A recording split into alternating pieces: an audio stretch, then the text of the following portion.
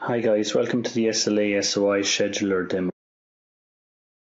This demo is going to cover some of the more interesting aspects of the SLA SOI project, in particular how the SLA SOI scheduler can use the quality of service terms as context parameters which can control runtime decisions for workloads within the clouds.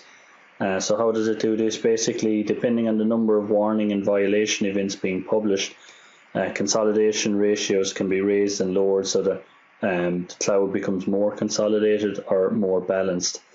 Also, runtime decisions can be made either manually or kicked off depending on automated loadings, as loadings raise and lower within the cloud to perform consolidations and then power on and off hardware.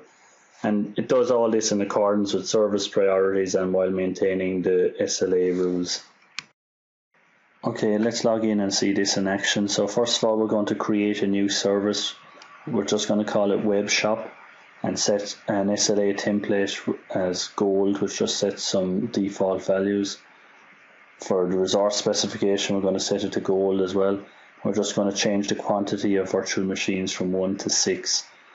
Now, we're not too troubled in this scenario about what those settings are. What we want to see is where these virtual machines get provisioned. Now let's log back in as administrator and see where those virtual machines have been configured. We've got 2 physical machines in our environment, and you can see that there's 3 virtual machines on each one. That's because the scheduler is running in its default balanced mode. So if we go into the policies and we select our infrastructure allocation and scheduling, change it from balanced to consolidated and set auto powering to true, and just reconfigure the scheduler. Now this will have the effect of changing how the scheduler views virtual machines in the environment. We can see that some of our virtual machines are migrating. So we'll just come back to it in a while.